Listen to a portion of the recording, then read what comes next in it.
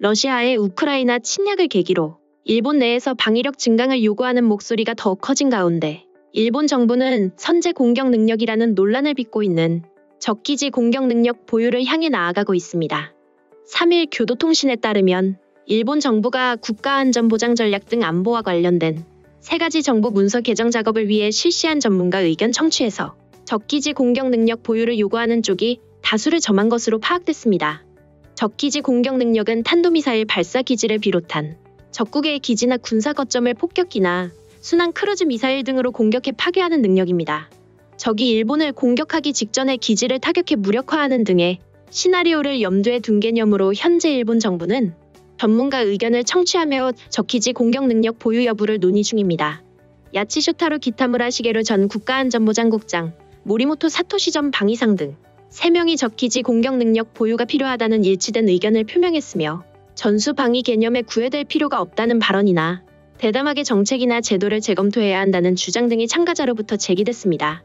또 사사의 게니치로 전 외무성 사무차관, 가네하라 노부카스 전 관방부 장관보 등 5명도 적기지 공격 능력 보유가 필요하다는 의견을 표명했습니다. 다만 적기지 공격 능력이 선제 공격이라는 인상을 주므로 명칭을 바꿔야 한다는 제안이 있었습니다.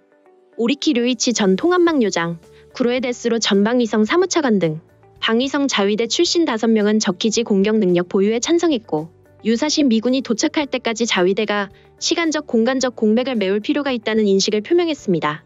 문서 개정을 위한 청취는 비공개로 7차례 실시됐는데 이 가운데 적기지 공격 능력 등 안보 정책을 주요 의제로 한 것은 3차례였고 외무방위 당국의 간부를 지낸 이들 13명을 대상자로 이뤄졌습니다. 일본 정부는 전문가들의 의견을 적기지 공격 능력 보유의 근거로 삼아 연말에 국가안보전략, 방위계획의 대강, 중기방위력 정비계획 등 3가지 문서를 개정하는 작업을 본격적으로 실시한다는 방침입니다. 이런 가운데 아베 신조 전 일본 총리는 우크라이나 침공 사태를 계기로 일본의 방위비를 대폭 증강해야 한다고 주장했습니다. 핵 공유를 검토해야 한다고 주장에 파문을 일으킨 바 있는 아베 전 총리는 우크라이나 정세를 지렛대로 삼아 일본의 군비 확대를 거듭 촉구하고 있습니다. 아베 전 총리는 2023회계연도 방위비를 본 예산 기준으로 6조엔 약 59조 7천억 원 규모로 늘려야 한다고 주장했다고 교도통신이 3일 보도했습니다. 보도에 따르면 그는 이날 일본 야마구치시에서 열린 강연회에서 방위비가 2022년도는 추경 예산과 합쳐서 약 6조엔이었다. 2023년도에는 본예산으로 이 정도의 금액을 확보하는 것이 중요하다고 말했습니다. 2022년도 방위비는 본예산 기준으로 약 5조 4천억 엔, 약 53조 8천억 원이었습니다. 본 예산을 기준으로 비교하면 약 11.1%의 증액을 주장한 것입니다. 2022년도 방위비는 본 예산 기준 전년보다 1.1% 증가한 수준입니다. 아베 전 총리는 러시아의 우크라이나 침공이나 중국의 군사력 증강을 이유로 들어 중요한 것은 자주 노력이라며 이처럼 방위비 증액이 필요하다고 강조했습니다. 그는 독일이 국방비를 국내 총생산의 2%를 넘는 수준으로 늘리겠다고 했다면서 일본도 그것을 향해 가속할 필요가 있다고 말했습니다. 일본의 방위비는 통상 GDP의 1% 이내에서 편성됐으며 2022년도에는 1%를 약간 넘은 것으로 추산됩니다. 어떤 기준으로 따지든 아베 전 총리는 급격한 증액을 주장한 셈입니다. 그는 중국이 대만을 침공할 가능성과 관련해 미국도 대만을 방위한다는 생각을 확실하게 보여주는 편이 좋다며 역대 미국 정권이 대만에 관해 유지한 모호한 전략이 지금은 오히려 지역을 위험에 처하게 하고 있다고 주장하는 등 지역 정세에 불안정성을 부각했습니다. 지지통신에 따르면 아베 전 총리는 적기지 공격 능력에 관해 기지로 한정할 필요가 없다. 중추를 공격하는 것도 포함해야 한다고 말하기도 했습니다. 헌법 개정을 필생의 과업으로 꼽아온 아베 전 총리는 우크라이나 정세를 고려하면 헌법을 개정하여 자위대를 헌법에 명시해 상대가 일본의 의사를 오인하지 않게 하는 큰 힘이 되며 억지력 강화로도 이어진다고 주장했다고 상케이 신문이 전했습니다. 그는 총리 재임 중 개헌 지지 세력이 의회의 3분의 1을 넘긴 적이 있었음에도 개헌안을 발의조차 하지 못한 바 있습니다. 하지만 최근 우크라이나 침공 사태를 계기로 일본에서도 안보에 관한 유권자의 불안이 커지자 개헌이나 무장 강화 등을 목표로 활발하게 움직이는 양상입니다.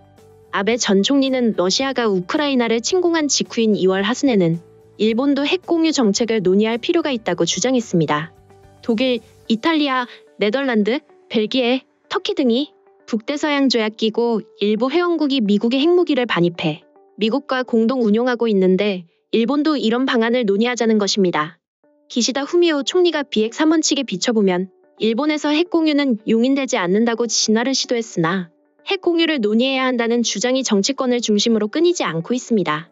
이 소식과 관련해 일본 네티즌들은 다양한 반응을 보였습니다. 매번 느끼지만 그는 깊이 생각하지 않고 말하는 것 같다. 그는 핵 공유를 할 수 있는 구체적인 방법을 제시해야 한다.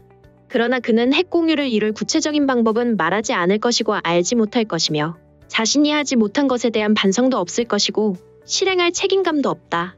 실현할 방법을 제시하지 않는다면 마치 일본을 외계인이 지키게 하겠다는 말과 같다. 핵 공유 논의가 필요하다는 말의 실질은 대부분 핵 공유를 해야 한다는 사람들의 주장이지만 논의라는 말로 국민을 속이고 있다. 논의 결과는 다수결로 결정된다. 지금 상태에서 결과는 뻔하다. 논란이라는 눈속임 말에 속아서는 안 된다. 아베 전 총리가 논의를 해야 한다는 말을 했다고 들었습니다. 안전 보장에 대해서는 국민의 생명이 달려있는 만큼 가능성이 있는 모든 상황이나 수단을 금기 없이 검토하고 논의해 두는 것은 당연한 일입니다. 토론은 민주주의의 근본이고 논의를 부정하는 것은 민주주의를 경시하는 것입니다. 논의한 결과 핵 공유보다 국민의 생명을 지키는 좋은 방법을 찾을 수 있을지도 모르죠. 논의를 부정해서는 아무것도 진행되지 않아요. 구체적인 방법은 논의를 통해 여러 사람의 지혜를 모아서 얻는 것입니다. 나가사키 증언 모임이 원폭 피해의 비참함을 호소하는 것은 이해는 하지만 핵 공유 논의는 어떻게 하면 핵 피해를 막을 것인가에 대한 하나의 제안이죠.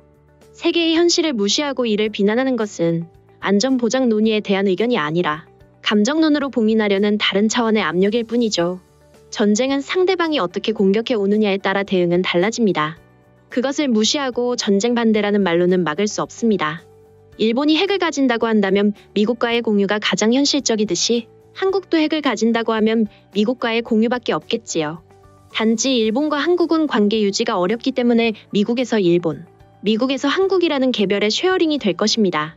한국은 북한이 있는 이상, 일본 이상으로 핵을 손에 넣고 싶겠지만 지금까지의 품행이 나빴으니 미국이 쉽게 핵을 공유할 것이라고는 생각되지 않습니다만 핵무기 보유를 놓고 한국과 겨룰 필요가 전혀 없다. 일본은 대만 유사시까지 적기지 공격 능력으로서 순항미사일을 배치하는 것이 매우 중요한 과제로 억지력을 이웃 국가에 보여줄 필요가 있다. 이제 시간이 얼마 남지 않았다.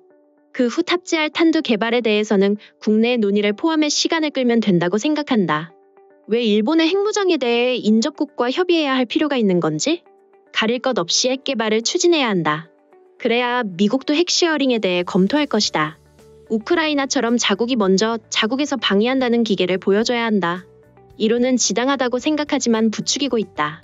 한국보다 먼저라는 말이 조금 거슬린다.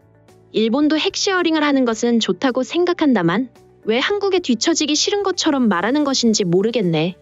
이에 따른 단점이 과연 어디에 있다는 건지. 일본은 여론이 변하지 않는 한 무리다. 지금이 그 찬스인데 기시다 씨는 뭐하고 있는 걸까? 총리가 되어서 뭔가 하고 싶은 일이 있었던 것도 아니고 그저 총리가 되고 싶었을 뿐인 사람이었나.